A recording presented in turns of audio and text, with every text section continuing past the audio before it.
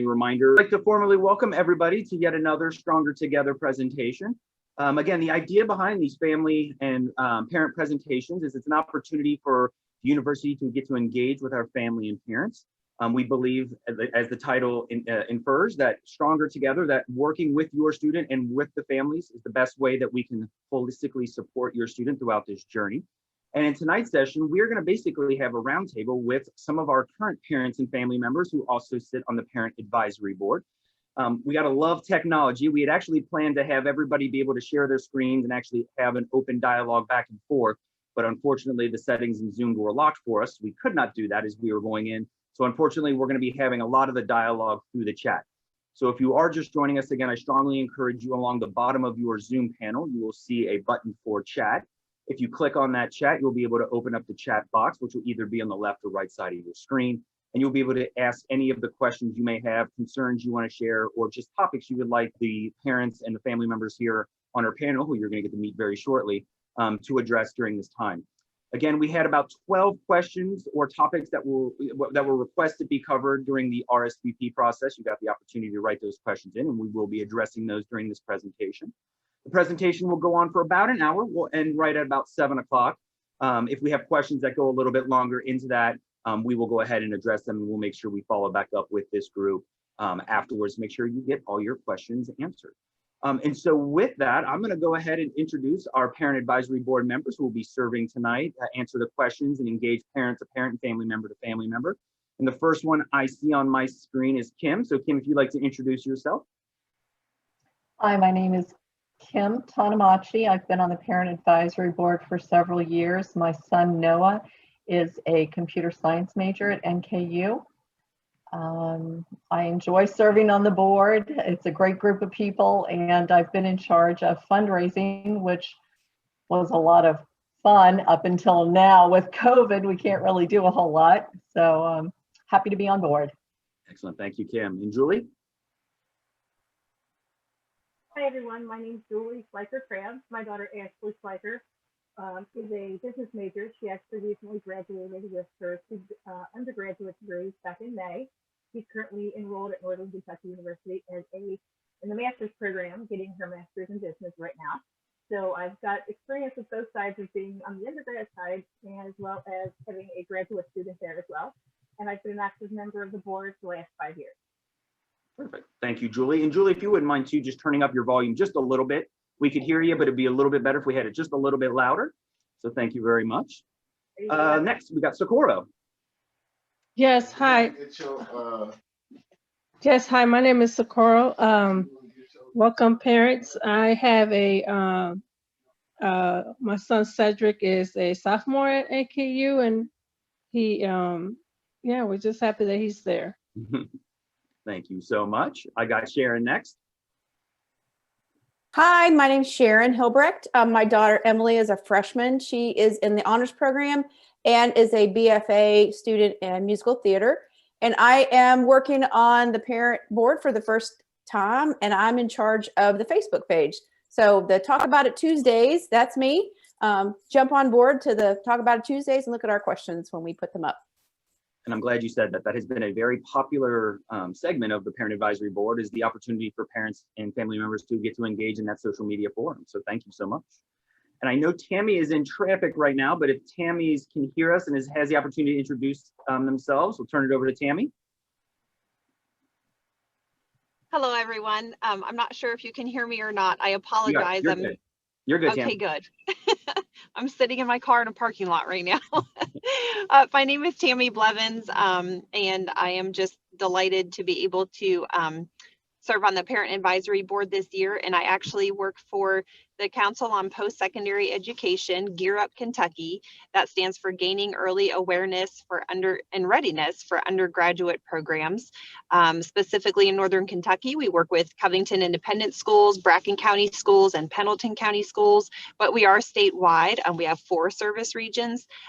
So I thought that serving in this capacity would give me a little better insight as to what the actual experiences of students and families are. So thank you for hosting this tonight. Perfect, and thank you for joining us, Tammy, as well as everybody else. All righty, so we'll go ahead and get started. Do one more friendly reminder. Again, if you would like to ask questions or engage any topic with the parents, please do so. Feel free to jump right in through the chat. Again, we thought we were going to be able to have everybody on screen and kind of have a conversation back and forth, but unfortunately we were locked out of Zoom when we came into the session in terms of the prep for it. So it's okay, we'll make it work through the chat. But the first thing we want to do first is I'm going to go ahead and share my screen. Just like to cover a couple topics that came up in some of the questions. And Britta, if you wouldn't mind, can you see, I just want to make sure everybody can see my screen. Yep, it's there. Perfect, thank you so much. Alrighty, we had a couple questions come in specifically around spring semester, what to expect for spring semester. Have there been decisions regarding classes and some other things like that? I know we covered this in depth, specifically the Spring Forward 2021 plan that the president was able to join us last week to introduce and talk a little bit about. We won't spend the entire session on that. We're just going to take about 5 minutes just to kind of reintroduce some of those topics, as well as if we have parents and family members that weren't able to join us last week, just to make sure they know where all this resides. So essentially right now, as you see on the screen, this is the nku.edu homepage. All you need to do is just, even if it's a quick Google search, just type in NKU, be the first thing that pops up. And I just want to draw your attention really to a couple things. The Spring Forward plan is going to be on the home page for quite some time. And the reason for that is through all the social media blasts and everything else, we've been trying to do as much marketing and communication around what students can expect through the winter break that we've been going through so far, as well as spring. And so you can find a lot of that just within the detail section of the Spring Forward 2021 actual communication plan. Here you can actually read the message from the president that outlined the Spring Forward 2021 plan. And then if you just click on this box, you'll go to the landing page for the plan itself. And here's where you're going to be able to find a number of the initiatives around East for registration to help students get registered for spring, how NKU made it more affordable, not only to register, but a lot of the affordability measures we put in place through spring. The engagement opportunity, something we've heard a lot from parents and family members about how in this remote and virtual world, we can continue to engage students with other students. And so these are the things that will be coming up through spring, as well as a number of questions that have come up around campus safety, as well as the health and wellness. What are some initiatives going around that? And of course, you can find that here as well with some links that'll take you to some of the decisions that NKU has moved forward with to help support your student, not only through winter, but in spring. I'd also like to draw your attention to, again, the COVID-19 homepage. You'll be able to find that for NKU if they need to go in to find the Healthy at NKU app. The statistics, we get those questions around the numbers of either staff, students, faculty members, or just people in general that have been quarantined or have tested positive, and then also within the region, that's where those statistics are. You can find a number of resources. We made sure we've linked to every resource available to students as well as parents and family. And then there's been some questions around what other additional affordability measures have been put in place to help students and family members who may have been impacted by COVID. And so you can find some of those resources under that emergency funding tab as well. And then I also want to point out one last thing, something that's been very popular over this winter break is if you look at this yellow banner going across the top here, we have been open during winter break and we've been fielding questions from 11 to 4 on certain days. So last week it was Monday, Tuesday, Wednesday, and we've been doing it again this Monday, Tuesday, and we'll be open again Wednesday. From 11 to 4, you can call that number there and somebody will answer. And then the promise we have made to our students and anybody making the call, if we can't answer the question over the phone, we will contact that department and someone from that department will respond within 24 hours. So we've literally helped hundreds of students and new students coming in, current students, alumni asking for transcripts. So we've been able to really help students over the winter break because we knew that we didn't want you to have questions going through and waiting a couple weeks until everybody got back on January 4th. So like I said, we've been able to help hundreds of students. So if you have questions or your student wants to get registered for classes, I know that was a common question that came up, or they have questions about financial aid, or perhaps they need to talk to an advisor about a course they want to take or need to drop, all they need to do is contact us and we'll get them in contact with that department for a response. And then in addition to that, even if you don't want to make a call and you just need to contact someone, if you just click on the contacts link there, we've actually created a page that shows the winter break hours, but in addition to all the departments that are answering within a 24-hour window. So all you got to do is click on any one of those links, any one of those departments. If you've got questions around billing, financial aid, career even, if you've got questions around, you want to get your resume or your student's resume reviewed, you can click on that and they'll respond. So It's a great landing page. So I just wanted to make sure we drew your attention to that because we knew there's been some questions around spring itself. And so with that, I'm going to go ahead and scroll up here and we'll kind of start us off with some of the questions. And the first question I want to ask to the panel, and then we'll go to some of the other questions that are coming through chat, is specifically around engagement. So we knew the fall semester, obviously being remote and virtual for your students was somewhat tricky to navigate, especially if you've got an extrovert as is for a student, or a student that just really heavily relies on that social interaction and the socialization that takes place on a college campus. And sometimes it just felt like they were in their room the whole time, or maybe they were in their residence hall the whole time and couldn't really interact. And so when you were working with your students through the fall, what were some of the strategies or some of the conversations you were having trying to help support your student who was really seeking out those levels of engagement?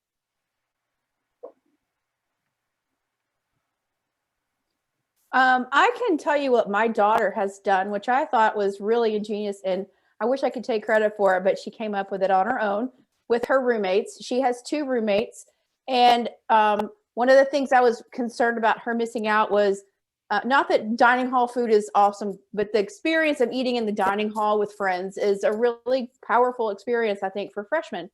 But she and her roommates, they meet every day at dinner. They have a assigned time, and they go to the dining hall together and they get their meals, and then they come back to their dorm and they eat together every night so that they're not eating alone.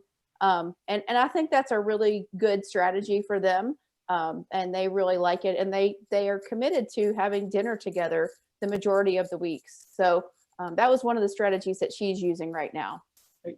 Thank you so much, Sharon. Anybody else want to jump in?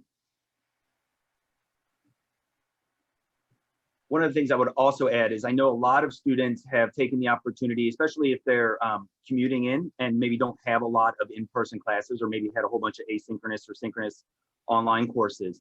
They were doing a whole bunch, not necessarily Zoom meetings, but they would meet up with students kind of in those course areas, like through Canvas, or they would actually, share phone numbers with one another and, kind of, I would say FaceTime, I guess would be the right. I mean, I don't know if they necessarily Zoom, but I know they would FaceTime, and they would jump in and watch movies together, or TV, or study together. And, going to the library, they couldn't do that so much maybe in the fall to study in groups, but that was something that they were doing on the phone. And so even virtually, I know trying to have the socialization in person is one thing, but the ability to kind of jump online and talk with someone is also just as impactful, that you don't feel so isolated and alone as you're going through this journey. One of the things I will add, and we're going to kind of jump right into the spring semester with regards to engagement, because I'm seeing a number of questions around graduation, career expo, and just what is engagement going to look like on campus. So the spring semester itself, it will be very similar, at least start out very similar to what the fall semester was looking like, where a majority of the classes will be online, obviously because of the safety measures we're putting in place on campus. But as the president shared in the email, and as he shared with the family members last week, one of the things we're going to be doing is monitoring very closely through the spring the number of cases and how much we can quote unquote open campus. And so right now, even with athletics, there's a very limited amount of people that can attend athletic events, if at all. And so the Horizon League will be working very closely with university presidents on how many students or how many attendees can even attend those games. And so as we get into warmer weather, as the vaccination continues to spread more and more get vaccinated, that's obviously going to open up some additional opportunities. So early on, we're going to kind of be somewhat very similar to what the fall looked like. But one of the things in terms of socialization and engagement on campus is that student engagement, as well as a number of other departments on campus, are moving forward with the plan that has been put in place to allow upwards of 50 students to meet in groups. And so while they may not be the giant, 100, 200 level groups that come on campus to engage in kind of those large activities, students that come on campus for these engagement opportunities that are socially distancing and wearing their masks, and then completing obviously the Healthy at NKU app, all those requirements that anybody that comes on campus needs to complete. They will be able to engage in some of these kind of more larger 50 group sessions. Again, it'll be moderated by an NKU staff member to ensure safety. And then the other thing that we've done to make sure that we allow students as much space on campus as possible is that all the parking garages will be free throughout the spring semester. they want to park in any of the open lots, they'll still need a parking pass, but all of the garages will be open for free all hours of all days of the spring. And so that'll allow students to be able to come on campus at no cost, park their cars. And even if they don't want to go to an engagement, we've talked to students who are just feel isolated inside their house, where, you know, they've got brothers and sisters that are trying to study, and, you know, mother and father are also trying to work. So it's just a lot of people in a house while they're trying to have their Zoom meetings in with their classes, where they just want to come in and go to the library and socially distance in there and study. And so they'll have the opportunity to do so with that free parking. So we think that's going to open up a lot more opportunities for student organizations to meet, and some other things, again, within the restraints of the 50 and less, as well as obviously the mask and social distancing. In addition, student engagement and others across campus and student affairs will be offering more opportunities for engagement, including some programs throughout the spring semester. We're looking at watch parties for basketball games. Obviously, when we get into the March Madness, which actually might be April Madness with a delay, obviously our hope is to make that. And so obviously we'll have some watch parties with some of that. In addition, we'll have kind of some more of the traditional programs like Career Expo. It'll look a little bit different, but we still have employers out there seeking your students in terms of jobs right when they get out of college. So again, those large programs that we have, those are still ongoing. They may look a little different, but they're still ongoing. With regards to graduation, we have not made a decision yet on May graduation. I know that is something the president really wants to do as much as possible. That is a giant celebration for your students, and we want to do that as much as possible in person. But obviously, we're going to continue to heed the advice of the CDC, our regional hospital partners, and everybody else to keep safety at the forefront. So a decision has not been made, and that is something that will continue to be evaluated as we go through the spring. So again, spring is going to open up a little bit more in terms of engagement opportunities, but that is something that we definitely want to make sure your students know about and are seeking those opportunities as they get emails throughout their time in these early weeks and in the early months of the spring semester. All righty, so I'll turn it over to the parents. So let's keep with the spring semesters. We're heading, I guess we're about almost 2 weeks away from the start of the spring semester. So what are some of the conversations you're having right now with your students with regards to preparations for the January 11th start date? What are some of the conversations that are taking place maybe around the dinner table? Some of the questions your students have come with that you're trying to problem solve together, or maybe some concerns or issues they have as they're heading into the spring semester. So I'll turn it over to you all.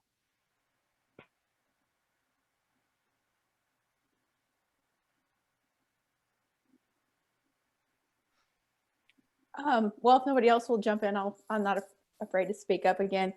We've been talking about just continuing to stay safe and continuing to social distance and wear her mask so that we can all get back to normal as soon as possible and she can stay safe. And just strategies on how to engage her professors remotely, go to class if the classes are in person, how to, meet with the professors. And then if they're virtual, again, how important it is just to have that connection with the professors and the other students. So just continuing what we did in the fall and reminder, yeah, we're all tired. We're tired of all this, but we still have a little bit to go. So that's what we've been talking about. Okay. Anybody else want to jump in?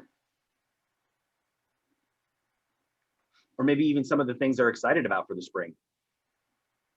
I'll jump in just to say my son with his computer science major, he's perfectly fine with just being at home and doing all virtual classes.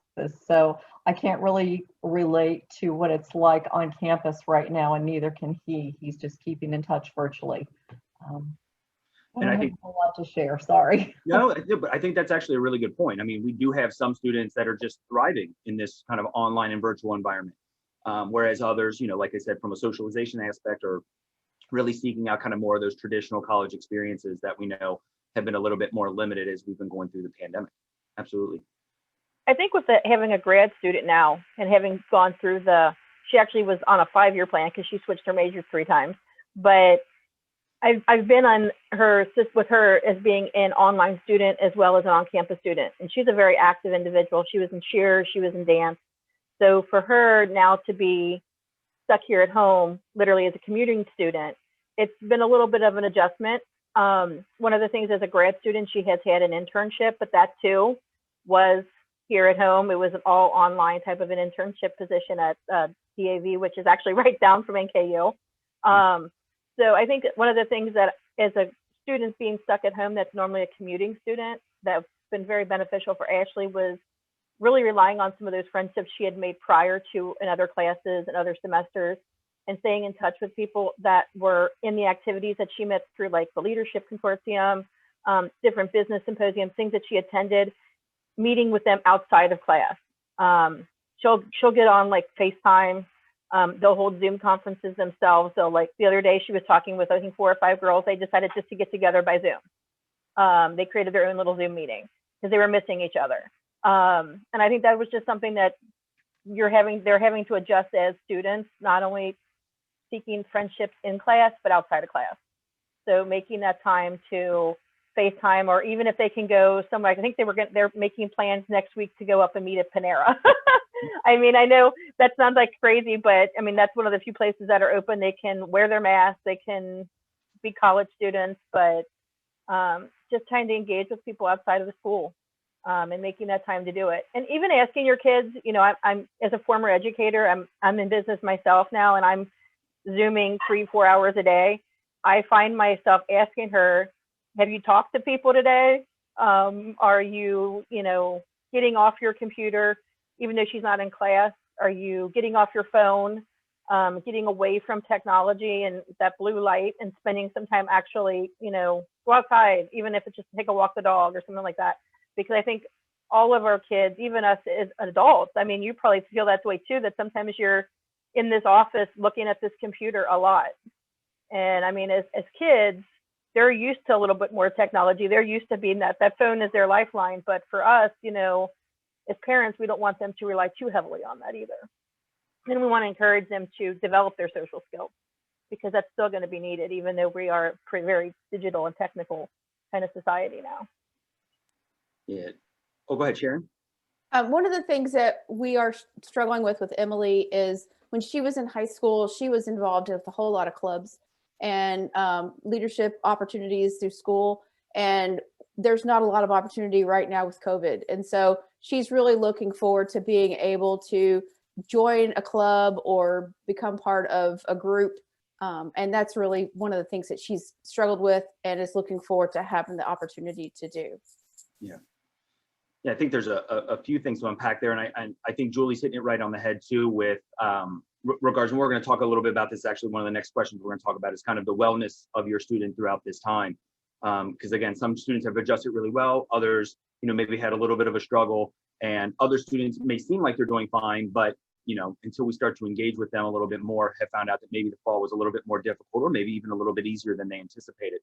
And I think Julie talked really about it really articulately, about the importance of just asking them how they're doing is such a critical thing. We talk about that all the time. A lot of the times with students, they turn 18, their parents think, oh, they're off to college, they're an adult now. But we find more and more, even all the way through to graduation, that relationship between the student and their parents and family members is so critical in their success. So even though you may not think that they need that additional help, just even asking, hey, final grades, how did it go? Is everything going well? How's that one course? I know you were struggling in organic chemistry. How did it go now? You may be majoring in business. Is that the right, are you still thinking business is what you're looking to major in? I think engaging in that conversation is a beautiful step into the doorway to see how things are going. And then Sharon, I think also really articulated well too with regards to the engagement. And so spring is going to be open up now. There's going to be free parking. And again, some of your students may be 2-3 hours away, and that commute to campus may not be possible, but knowing that a significant proportion of our students are within kind of that 45-minute area around Northern Kentucky University, having them come on campus, just to say, get out of the house, go into the library and study for a little bit, or head over there to Starbucks and grab a coffee and then go sit in the student union and study. Because as more and more students come back, the lifeblood of campus is going to start to feel a little bit more like the traditional campus. So even though your student may be doing absolutely perfect inside, as that weather warms up, I strongly encourage you to say, hey, maybe on Fridays you need to go in on campus and study in the library for a couple hours, or maybe you need to go in and meet with someone in any of the offices as more and more staff and faculty continue to come back on campus. I think that's going to be critical. Now, Ryan, oh, please, yeah, Julie, please go ahead.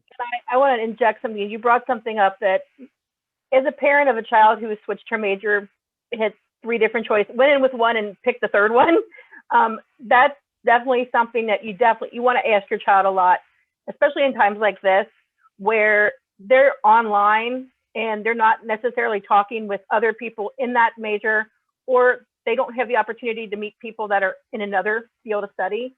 I know my daughter, the first year in, she was all for informatics. She loved it. But then near that end of her freshman year, she started looking elsewhere, and I kind of could see her wondering, and she was doing great. Grades were not a problem. But I think as we're looking at our students right now being stuck in, the environment that they're in by no choice of their own, they may feel a little bit intimidated about thinking, wow, maybe I don't necessarily want to go into this, or I think I'm really looking at maybe, I don't want to be a teacher. I want to go into business, or maybe I'm a nurse, and maybe I'm overwhelmed, and maybe I don't necessarily want to go into this field. Maybe I just want to do biology or something like that. And I think we want to engage our students and ask them, are they still interested in what they're studying? Because they may be a little bit apprehensive about saying, oh, gee, mom and dad are helping me pay for this school, but I don't want to tell them I don't like what I'm doing. And then they stay in something and they feel like they're stuck in it. And then you start, you're halfway through your sophomore, your junior year, and then you have a child or student that's just ready to melt down because they don't like what they're studying. And a lot of times, as a parent, I was like, when she came to me and said, I really don't want to do this, I was like, first I was like, oh my gosh, wow, okay. But then in my mindset, I quickly thought back and I thought, wait a minute, I'm sitting here with a bachelor's degree in education that I don't use because I work in finance. I switched and went from administration education to an MBA. So, it's okay to make a change. I'd rather you make that change and like what you're doing, and then be able to help by using the NKU resources, because we use every resource that Northern Kentucky was able to afford us. UCAP, counseling staff, even Britta, when we didn't know where to go, I was right there saying, hey, where can I go? And I tell you what, the staff there helped us every time she switched the major. We didn't lose classes. Yeah, we ended up adding a year, but she loves what she's doing, and we ended up graduating with 2 bachelor's degrees, both with double majors. So, it was just one of those things where ask your kids, ask your students. Don't be afraid to say, hey, do you like what you're doing? Tell me about what you're studying, and gauge their interest. If they love it, they're going to talk about it nonstop. If they're not really that into it, it's going to be fine. It's going to be okay. So don't be afraid to ask them, say, do you like what you're doing? And tell them it's okay not to. If you want to switch, if there's something else you'd rather do, it's okay. Because they need to know when all these, with uncertain times that they are, that it is okay to change their minds if they want to. Yeah. And that the university is right there behind them and to help them do it. That's the most important thing. That NKU is right there to help them get whatever they need done. I think we'll stick with the topic of engagement a little bit more as some additional questions come in. I want to make sure I cover just a couple, since it's with regards to the spring as well. In terms of dining options, I'm going to ask Britta if she's still able to kind of provide some information in chat to put into the chat, the Dine on Campus at NKU, or dineoncampus.nku.edu link. Some questions about which dining operations are going to be open during the spring. So we actually have a few that are actually offline as construction's going on campus in some of those areas. But for the most part, it's going to look a little bit similar to fall, where you'll still have multiple options within the student union. Norse Commons will be open, and I know they're continuing to evaluate a couple of other spots across campus as more and more students come on campus. So the hours of operation and which of the dining facilities will be open is on that website. So we'll make sure we share that with you so you are aware as they continue to update that. And then there was a question around courses. So we've been talking about engagement outside the classroom. What about engagement inside the classroom? And will faculty be changing from in-person to remote and remote to in-person? Again, we're going to be continuing to move forward similar to what the fall looked like. But as we continue to move through the spring, modifications may take place as we continue to evaluate cases going down, number of vaccinations available, and those types of things. So we're not just going to all of a sudden open campus when the numbers in the counties are in orange or red. Again, the president has his COVID-19 team, which includes a number of CDC members and doctors from St. Elizabeth and from around the region, to continue to make sure that every decision is in the best interest of the safety of not only your students, but of campus. So we'll continue to look at that. But yes, faculty still do have the opportunity to make switches. But I would say at this point right now, whatever is in the student's schedule right now, which can be found on their My NKU page, it's probably going to be how they start out their semester. So they'll be able to see if they're in person, asynchronous, or synchronous online. And so let's go ahead and talk a little bit about kind of that continuing on with the engagement. So if I can maybe get a show of hands, I maybe should have asked this before we got started, but how many of you have students that are in university housing right now? So just Sharon. Okay. Sharon, I don't want to put you on the hot spot, but a question did come in around kind of engagement in housing. And this is something housing continues to look at with their resident assistants, again, with safety measures that need to be taken place, but really trying to open up engagement opportunities in housing and for students who are on campus. Can you talk a little bit about your students' engagement and kind of things that may have worked for them or things that they struggled with? Sure. She was supposed to be in a 2-bedroom, 4-person apartment. She's in University House, the University Apartments, in North Hall. And then they moved it to 1 person, 1 bedroom, and then it's 2 people in 1 bedroom and 1 person in 1 bedroom. So there was a little bit of confusion at the beginning of this semester, but once they got it down, it's worked out fine with her roommates. The thing that she's missing out on for me as a freshman parent, where in her particular housing situation, they don't have a common area really. It's an apartment structure, and so she doesn't have a lot of engagement with the RA. They do some things they had like their door decorating contest and things like that for Christmas. I would like it for me. She's fine, she loves it, but if they did have more camaraderie building with other neighbors and people in the hallway hanging out. So it's just the kind of dorm that she's in is more of an apartment and less of a dorm. So it's been fine. She has really loved it. Like I said, she and her roommates make a dinner date every night. They go get their food. They have a small kitchenette so they have a 2-burner stove so they can make spaghetti at home if they want to. And it's really helped her to learn how to budget time, how to live on her own more. It was a big jump for me as a parent. I didn't realize that it was accessible from the outside. You know, you don't have to go into the building to get to her apartment. But it's been really good. I feel better now after she's been there for a semester because she's moving into an apartment off campus next year. And I feel like this has really been a good bridge for her because it's on campus. It's close to things. She has resources really at the ready if she needs them. They're just, and again, with COVID, I'm sure it's different this year than it would be normally, but that's been our experience. Yep. Thank you, Sharon. I didn't mean to put you on the hot spot there, but thank you. And then again, a question maybe around, I know we had a question around SOTA and some of the student performances. And I know SOTA more than anybody really wants to try to get it back to as normal as much as possible. I know they got as creative as they could. They were doing not musicals, but a lot of musical performances outside.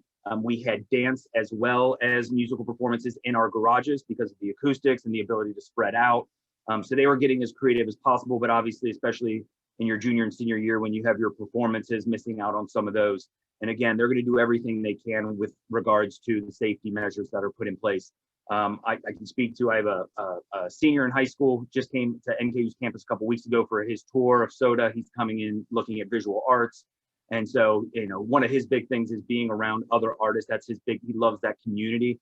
And so, you know, kind of seeing how that would be managed through kind of the pandemic and what that would look like for the fall was something he was really looking into. And, you know, even in the displays and in some of the kind of curated museums that they would have in there for their displays, they've even been set up for COVID so that they can still display some of their art. And even when they're in the painting studios, they're so far spread out that they still have that sense of community. It's just obviously not as many students in there. So it's something that every single major is looking at in terms of getting clinicals in for nursing. Obviously, education majors need to get inside the classroom to be with students, to prep them there. So every single one of our majors have been impacted. And and so do obviously more than others with regards to those performances. But as we continue to roll out spring, again, there's so much with unknown, and we just got to be as malleable as possible as we're working through the spring to kind of zig when we need to zag and zag when we can zag. So we really need to be as mindful as possible. And again, we're trying to do everything we can to get back to that traditional college experience. But the thing that's going to be driving most of our, if not all of our decisions, is going to be that safety measure. So we'll continue to evaluate. Again, hopefully as the spring warms up and vaccinations continue, this is something we'll get to as back to quote unquote normal as possible. So I do want to transition to a couple questions that have come up around resources, and then I also want to make sure we cover wellness. And so through some of the conversations with our parents, we've heard of a number of resources. And one of the things that the pandemic has actually taught, I would not only say NKU, but higher education in general, is we've come up with unique ways to make sure we're still continuing to support your student, regardless if it's in person or virtual. And I think one of the things that's going to come out of this pandemic is that we've come up with ways to not only support your student, but we're going to be able to support them in unique ways. And so the idea that your student would have to come on campus to meet with an advisor, to meet with somebody in UCAP in person, to have that meeting, I think is going to go by the wayside. Obviously, those one-on-one interactions are going to be continued, but the opportunity for someone just to jump online real quick for a 5-minute Zoom question or a 5-minute Zoom meeting with a staff member or faculty member is something I think we've learned to manage and really, I think, been able to capitalize on in terms of student support. So for example, our health counseling and student wellness, all the counselors are available virtually. And they're even available. We have a counselor on call every single hour of every single day here at NKU. So all they got to do is contact NKU, and we will get them in contact with the counselor on call. And so these are some of the resources that have come up. So I'll turn it over to the student panel now and talk about, maybe spending a little bit. I know we've heard about UCAP and the advisor in general, but maybe can you share about any experiences specifically through the fall, or maybe some opportunities that these parents would like to know about with regards to resources that are available, especially virtually, for their students as we head into the spring semester that you would strongly recommend they take advantage of?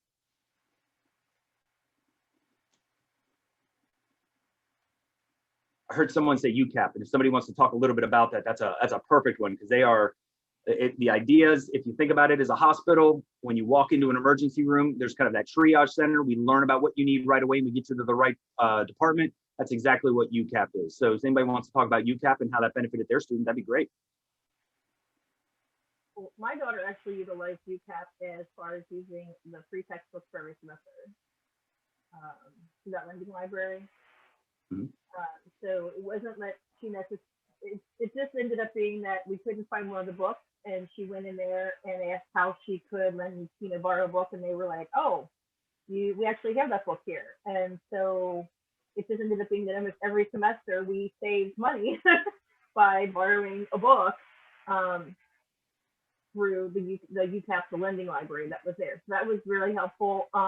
It also did give her someone to talk to, especially at first when she was thinking about changing a major. She kind of bounced it off them before she bounced it off us. And I think it gave her a little bit more confidence, saying, hey, they were kind of cool with it. I can figure this out. It's okay. And she came home and she's like, I was just talking with, in that office, and I don't know that I want to go into this anymore. And it was like I said, but by having her, take the initiative herself and have someone talk with her through it first, she knew that what the options were already. And so she was able to say, well, okay, Mom, Dad, this is what we can do. And I'm like, okay, great. You took it, you were able to do that. So it's definitely a great office for the kids to be able to connect with a real life person. But even now, she's a grad student. Unfortunately, she's not able to use that now, but the 4.5, 5 years she was an undergrad, we utilized them every semester. And not so much as far as personal conversations, but there was always a real person there to talk to, just saying, hey, how you doing? And even if you saw them on campus, because the campus is so small, they were like, oh, hi, Ashley, how's everything going? Everybody knows who you are, and they check in with you, even if you don't realize they're kind of checking in with you. With even being on campus as a parent and being involved as, parent advisory board like I am, I've had the opportunity to meet lots of new people and all over the campus. And I'll be on campus and somebody I don't even remember meeting will say, oh, hi, you're Ashley, the cheerleader's mom. And I'm like, oh, yeah, okay. And, you know, it's just great to be able that we're that small of a community that we care about each other and we can help each other. So that's definitely an office that kids want to stop in. It's, I kind of think of it as the best, one of the best kept secrets on the NKU campus. It is kind of hidden, but once you find it, you'll just want to spend a lot of time down there because the people down there are great. Yeah, and we got a comment that came through, and I apologize to the family member who was told this, but the lending library is open. It was open in the fall as well. We just moved it to the Steely Library so that students were guaranteed to have access to the lending library. So at any time, a student can go into the main Steely Library entrance, just go to the main front desk, can't miss it, the giant front desk when you first walk in. And all they need to do is say they need to borrow a book out of the lending library. They show them their course schedule, and we find them the most expensive book or the book that they need. If we have it in, they get it for free for the entire semester, no questions asked. And so, yes, the lending library is now in Steely. And then the other thing I'd also like to highlight about UCAP is, in addition to the lending library, as I shared, they're kind of like the triage, if you will, for the university. So a student at any time can contact UCAP, and they'll actually be open, or one of the offices that'll be open on campus throughout the academic year, that they can come in at any time. If they have any single question, it can be about financial assistance, can be just about a question they had about tutoring, anything at all. UCAP will answer that question right away, and if they need to connect them with an office, they connect them right then and there, so that your student's not wandering around campus. They know where they can go to get an immediate answer. And so that's the idea behind University Connect and Persist, or as we lovingly call it, UCAP. So thank you, Julie. Anybody else want to jump in about some other resources on campus that you found your students to utilize very successfully? Sure. We're a military family. And so my daughter has access to the military office, and she's gone in there. They have free snacks. Mm-hmm. And you can also use the printer or lots of other different things. And she's gone in there and used that a few times. And then she also has learning differences. She's a slight dyslexic and has visual processing issues. And so she's been able to utilize the Learning Center there on campus for testing and things like that. So that's been really helpful. And I would like to jump in where you talked about the professors and having quick meetings and things virtually. That's been really great here. When she came home after Thanksgiving or before Thanksgiving, I heard her having conferences with some of her acting teachers, and she would do performance for them. And, you know, they were very able to work with her on her schedule when they were able to find a time to work together. So that's been a real plus, I think. And then just having that opportunity to have just 5 minutes, and you don't have to, you know, just make an appointment and just jump in. So that's been really good. Yeah, and I appreciate you saying that, because, you know, I think of the departments like career services that they went completely virtual. And so traditionally you would bring your resume in, sit down with a career advisor, work through your resume, or go through a mock interview. And they've adjusted to everything online, and they've done it so beautifully that, you know, a student can just come in and just share their screen. Hey, I got a quick question about my resume. Within 2 minutes, you get your response. Mm-hmm. And so that's so critical. And then the other thing I love that career services has done they've really made sure that the connection between the employer and the student hasn't died. And so they've been sharing, there's a link on their website that shows all the jobs that are available within the region. Employers continue to reach out to career services saying, hey, we've got some open positions for students. And then they've also been doing a lot of online interviews and helping set up those online interviews. Obviously, it's not the same going in and shaking someone's hand and sitting down for a few hours for the interview, but sitting in front and actually having the opportunity to engage in that interview still allows the opportunity for students to have those engagement activities to help them with the next step towards a job and a career. So every department has adjusted to that. So if there's a department you're looking for, even if you're 90 minutes away, 2 hours away, they've adjusted to be able to manage that online. So still make sure you're reaching out or encouraging your students to reach out to those departments. Alrighty, I noticed we got about 15 minutes left, so I want to make sure we do cover a topic that's come up on the RSVP questions, and that's around wellness and the safety of the students. And so we talked a little bit about the plan itself. Again, the idea is we'll continue to make decisions around the safety of the students. Students will be required to still wear masks on campus at all times. They will be required to socially distance. If they do have any in-person classes, all the classrooms are still adjusted, and the extensive cleaning is still taking place. I'm sitting on campus right now. I've been on campus a lot over the last couple of weeks, and even over winter break, I'm still seeing facilities walk around and continue to clean everything and wash everything down. So all those protocols are still in place to keep the safety of the students, staff, and faculty, and everybody visiting campus at the peak. But one of the things I do want to make sure we continue to talk about is wellness. So I did allude to that we do have a counselor on call through winter break, and student counseling and health counseling and student wellness.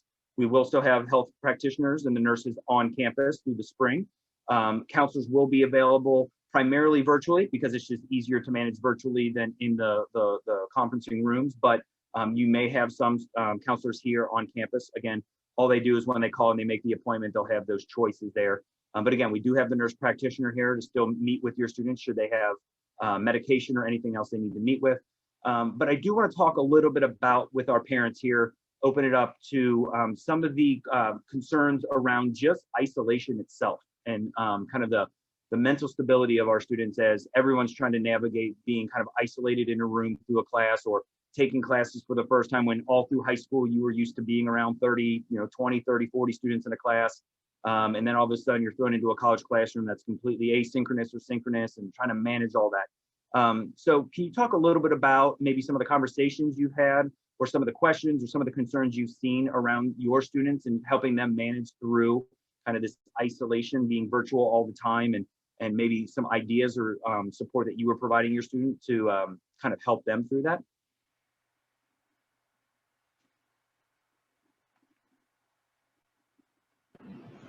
So Ryan, this is Tammy. Can you hear me okay? Yeah, yep, you're good, Tammy. We can hear you just fine. I was hoping that you and or Britta might speak to the role of the various affinity groups, because I think that that is something that, when it comes to peer advising, that can be helpful sometimes, but more along the lines of this topic, I think those are some opportunities to provide some socialization, if you will, and some additional supports. Sure, yeah, absolutely. So in terms of the affinity groups we have across campus, so there's a number of them. So we've got student support services, which is a primary supporter for our first generation students.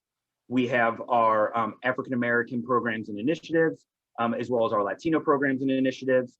We have our I'm blanking on the acronym, but our parent support group as well for our student parents.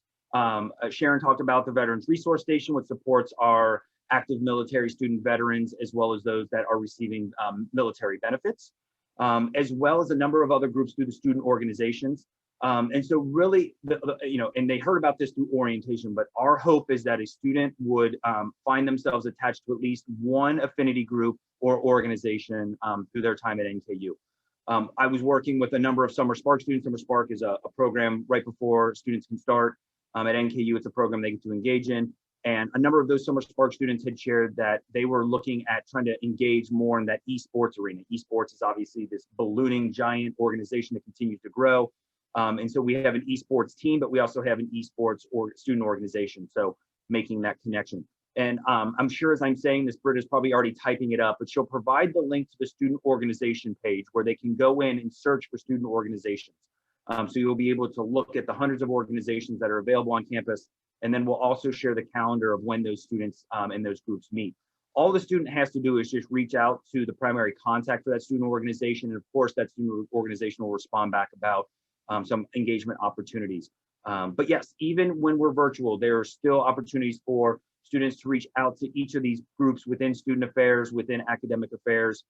There's even academic groups, academic honors colleges and others to make those connections. If your students in the honors college themselves, I know Dean Buss and his team have been outreaching to those students quite frequently. And so encouraging your students to look at those emails. And when you see an opportunity that interests you to grab hold of it.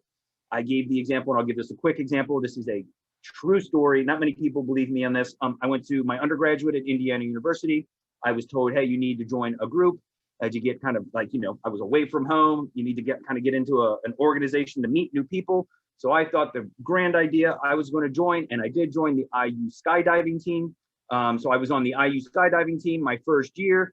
I went to 4 airports, and I didn't get to jump out of an airplane once because of bad weather at each of the 4 times that I went to jump out of a plane. Everybody tells me that's somebody above telling me not to jump out of a plane, but it is what it is. But through the IU skydiving team, I actually met my roommate. So, and my roommate was my roommate for the next 4 years when I was there, for the remainder of my 4 years. So even though I didn't get to jump out of a plane, I met him, and then we had the opportunity then to be a roommate. We were best friends throughout, and we still obviously are connected to this day. So just kind of even putting yourself out there, something interests you, something piques you, those affinity groups can really do create those opportunities. So I probably would have made more friends virtually in this IU skydiving team than actually going to these airports 4 times. But you know, the opportunity's there, and that's how you meet people. So absolutely, thank you, Tammy, for mentioning that.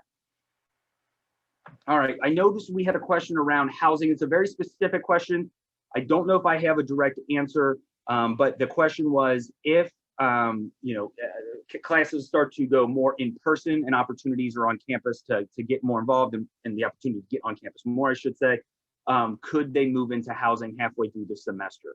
I do not know the answer to that. And I think a lot of that's going to be what housing capacity has. And so essentially what kind of rooms are going to be available.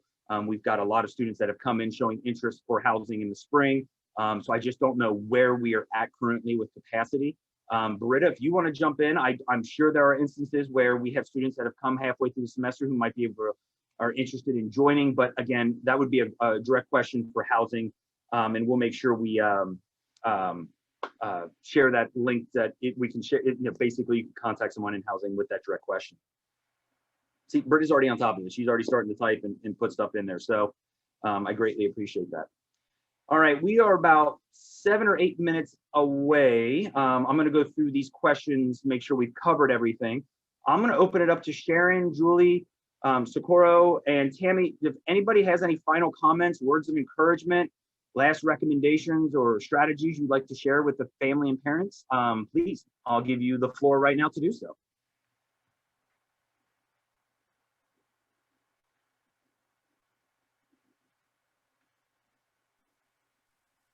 I think something just to keep in mind is even though this is an unprecedented time and it's overwhelming and challenging and everything in between, I always joke around and say, well, I'm old, and thank goodness we didn't have things like social media when I was in college, but thank goodness that these kids have grown up with technology and they are so tech savvy, they're so just flexible, and they catch on really quick.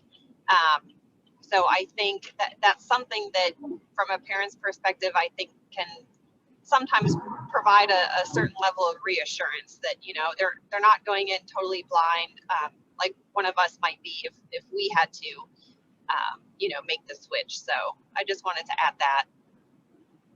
Excellent. I think from the standpoint of having a student that has gone through grad school, is now in grad school, has gone through NKU for 5 years.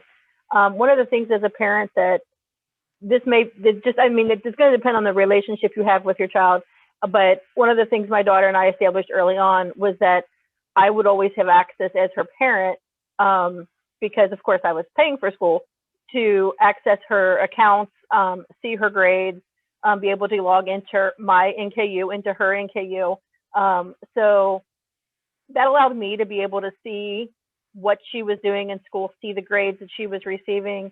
And she did really, really well through school. She graduated with honors from Northern. But, I have had friends that say, oh, well, my student's all of a sudden doing really poorly in whatever class. And that's kind of a red flag as a former educator. What's that struggle with that particular class? Is it something they don't understand? Or is it maybe they don't like that topic? It's not a class that, that they're interested in. But be up on your students, be proactive and be engaged with them and check up on them. I mean, it's not helicopter parenting if you're just wanting to make sure that they're doing okay, because a lot of times they are independent now. With technology and the ability to do so many things on their own in this virtual environment, they don't necessarily need our guidance anymore. They're kind of finding their own way, and that's okay. That's great. They need to be, independent. They need to make their own choices and that.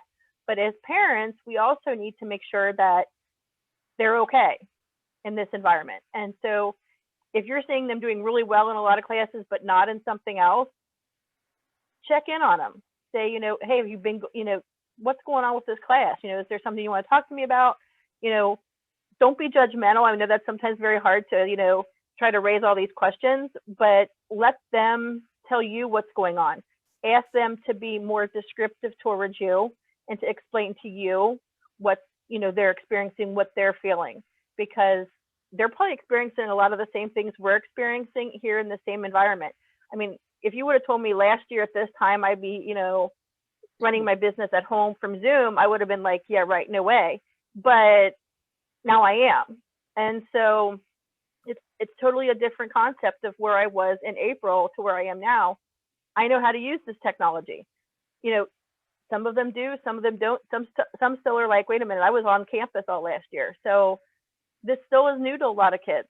So just, you know, engage them and, you know, let them talk to you. You know, I hate to say date your son or date your daughter, take them out for dinner, take them, you know, shopping or do something with them that's low key, and find ways to engage with them so that they can talk to you about what's going on.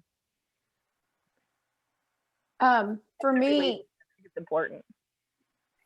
Emily's my youngest of 3, and so I've already done this twice, and I know what she's missing out on as a freshman living through COVID. She does not know what she's missing out on.